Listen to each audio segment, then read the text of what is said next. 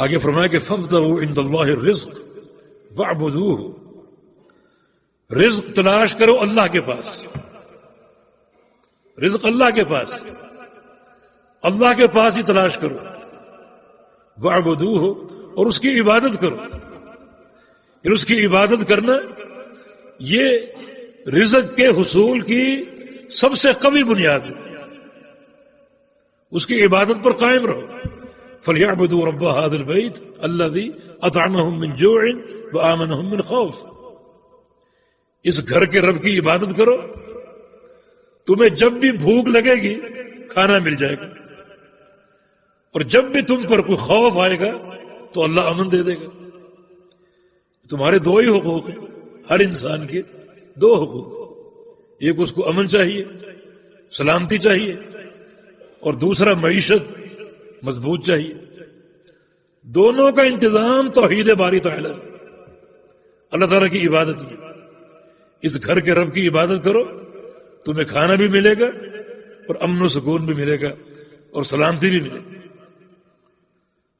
یہ توحید باری تعالیٰ اور اللہ تعالیٰ کی عبادت کا فائدہ، یہ دنیا کا عظیم فائدہ، اور قیامت کے دن جنت کی وراثت، اور قبر میں اس انسان کو عافیت، سلامتی اور جنت کی نعمتیں حاصل ہوں گی۔ یہ توحید باری تعالیٰ کے فائدے ہیں۔ تو اللہ تعالیٰ سے رزق تلاش کرو، اللہ تعالیٰ کے ساتھ تعلق ہو، ہمیں کیا کچھ مل سکتا ہے، کیا کچھ حاصل ہو سکتا ہے۔ ایک حدیث قدسی، اس کے کچھ جملے آپ کے سامنے پیش کرتا ہوں۔ آپ دیکھیں کوئی چیز باقی بچتی کہ کسی غیر کے در پہ دستک دی جائے۔ صحیح مسلم میں حدیث ہے، ابو ذر غفاری رضی اللہ عنہ کی روایت سے فرماتے ہیں کہ رسول اللہ صلی اللہ علیہ وسلم نے فرمایا، اس حدیث کے بارے میں امام احمد بن حنبل کا قول ہے کہ یہ اہل شام کی سب سے عمدہ حدیث ہے، افضل حدیث اہل شام، اہل شام کی سب سے عمدہ حدیث۔ یہ اس لیے کہا کہ اس حدیث کے تمام راوی شامی ہیں، ان کا تعلق شام سے ہے۔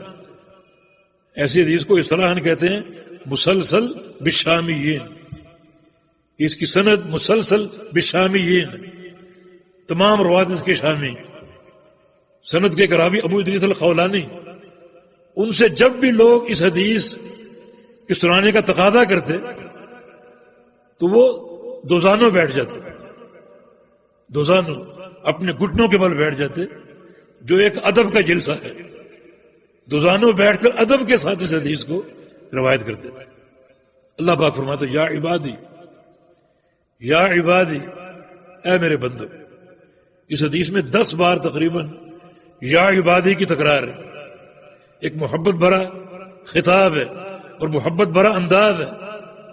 اے میرے بندو، انی حرمت الظلم علی نفسی وجعلتہ بینکم محرما فلا تظالموا، میں نے اپنے اوپر ظلم کرنا حرام قرار دے دیا ہے اور تم پر بھی ظلم حرام کر دیا، ظلم نہ کرنا، ہمیشہ عدل پر اور انصاف پر قائم رہنا۔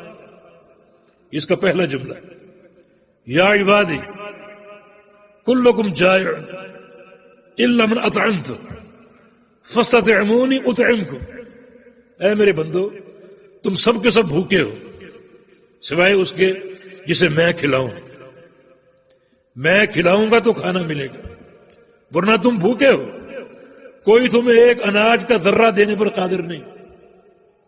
فاستطعمونی، تو مجھ سے کھانا طلب کرو، اطعمکم، میں تمہیں کھلاتا رہوں۔ یا عبادی کلکم عار الا من کسوت، اے میرے بندو تم سب کے سب برہنہ ہو، ننگے ہو، الا من کسوت، سوائے اس کے جس کو میں لباس پہنا۔ فاستکسونی، مجھ سے لباس طلب کرو، اکسوکم، میں تمہیں لباس دوں۔ آپ ان باتوں کو شاید معمولی لے رہے ہوں گے کہ کھانا اور لباس تو متوفر ہے ہمارے پاس، اناج کے ڈھیر لگے ہوئے اور کپڑے بھی ایک سے ایک جوڑے موجود ہیں۔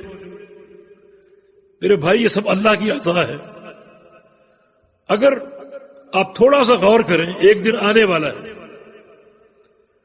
اس دن آپ ایک اناج کا دانہ کما کر دکھائیں، حاصل کر کے دکھائیں، وہ قیامت کا دن۔ انکم تحشرون الی اللہ حفاۃ عراۃ غرلا، تم سب کے سب اٹھائے جاؤ گے بالکل برہنہ بے لباس۔ لاؤ پھر لباس کہاں سے لاتے؟ اللہ کی عطا سے ملے گا۔ بڑا خطرناک دن ہے وہ، پورے میدان محشر میں جہاں سورج ایک میل کے فاصلے پر ہے، ایک پانی کا گھونٹ حاصل کر کے دکھاؤ، ایک قطرہ کہیں سے پیدا کر کے دکھاؤ۔ آج جو کچھ اللہ کی عطا اس کی دین ہے، اگر یہ سب متوفر ہے تو اس دن بھی لا کر دکھاؤ، سب رہنا۔ ام المومنین نے پوچھا اذن ينظر بعضهم الى بعض، یا رسول اللہ صلی اللہ علیہ وسلم، اگر سب رہنا ہوں گے، مرد بھی عورتیں بھی، تو لوگ ایک دوسرے کو دیکھیں گے؟ ایسا نہیں، الامر افظع، معاملہ اتنا سنگین ہوگا کہ لوگوں کو اس طرف کوئی ہوش ہی نہیں ہوگا۔ یہ قیامت کا دن، ایک اناج کا دانہ، ایک قطرہ پانی کا لا کر دکھاؤ، لباس پہن کے دکھائے، ثابت کیا ہو رہا کہ اللہ کی دین ہے۔ یہ سورج ایک میل کے فاصلے پر کہیں گھونٹ ہے پانی کا، صرف ایک حوض نظر آ رہا ہے، محمد رسول اللہ صلی اللہ علیہ وسلم کا۔ آج سوچ لو اور طے کر لو اس حوض کے پانی کی قیمت کیا ہے، اس قیمت کی تیاری کرو۔ اگر آپ پوچھیں کہ کیا ہے تو میں کہوں گا حوض کوثر کے پانی کی قیمت نبی علیہ السلام کی سنت کی اتباع ہے۔ بیٹھو آج گوشہ تنہائی میں، صحیح بخاری ہمارے سامنے، نبی علیہ السلام کی سنتوں کی صحیح کتاب جس پر پوری دنیا کا اتفاق ہے۔ تھوڑا سا غور کرو، ہماری نمازیں سنت کے مطابق ہیں، سنت کے مطابق ہیں یا گھر اور ماں باپ کے طریقے کی؟ ایک ایک عمل پر حوض کوثر سے دھتکار دیا جائے گا ان لوگوں کو جن کے عمل میں بدعت ہو۔ یہ جو حدیث ہے کہ تم سب بھوکے ہو، پیاسے ہو، برہنہ ہو، ننگے ہو، جسے میں دوں گا اسے کھانا ملے گا، جسے میں لباس دوں گا اسے لباس ملے گا، اس کا اندازہ اس دن پر لگائیے۔ اس دن کہاں سے لاؤ گے؟ یہ اللہ ہی کی عطا ہے۔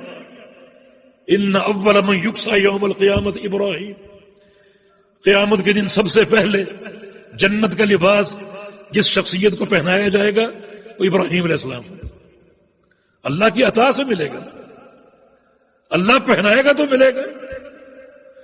ابراہیم خلیل اللہ بھی اپنا لباس ساتھ لانے پر قادر نہیں، اللہ کے پہنانے سے ان کو حاصل ہوگا۔ تو یہ حدیث قدسی بڑی قابل غور ہے، اللہ تعالیٰ سے کیا کچھ ہم حاصل کر سکتے ہیں۔ اور آگے فرمایا کہ یا عبادی کلکم ضال الا من ہدیت فاستہدونی اہدکم، میرے بندو تم سب گمراہ ہو، سب گمراہ ہو سوائے اس انسان کے جسے میں ہدایت دوں، ہدایت میں ہی دوں گا۔ فاستہدونی، مجھ سے طلب ہدایت کرو، اہدکم، میں تمہیں ہدایت دوں گا۔ اہدنا الصراط المستقیم، یا اللہ ہمیں صراط مستقیم کی ہدایت دے دے، اور اگر دے دی ہے تو اس پر قائم رکھ، اس پر استقامت دے دے، کیونکہ ان القلوب بین الاصبعین من اصابع الرحمن یقلبها کیف یشاء، سارے انسانوں کے دل اللہ تعالیٰ کی دو انگلیوں کے بیچ میں اللہ جب چاہے پھیر دے، ہدایت سے دور کر دے۔ تو شیخ الاسلام فرماتے ہیں جب نماز میں یہ دعا پڑھو، ابن تیمیہ کا قول کہ جب نماز میں یہ دعا پڑھو تو دو نیتیں لے کر پڑھو، ایک ہدایت دے دے، عطا فرما دے۔ اگر ہم میں کوئی گمراہی ہے کسی عمل میں، عقیدے میں، عمل میں، فضائل میں، رغائب میں، ہمیں پوری ہدایت دے دے، اور اگر ہدایت ہے تو دوسری نیت یہ کہ اس پر قائم رکھ، اس پر ہمیشگی عطا فرما دے۔ یہ ہدایت تا دم حیات ہو، موت تک ہدایت پر قائم رکھ۔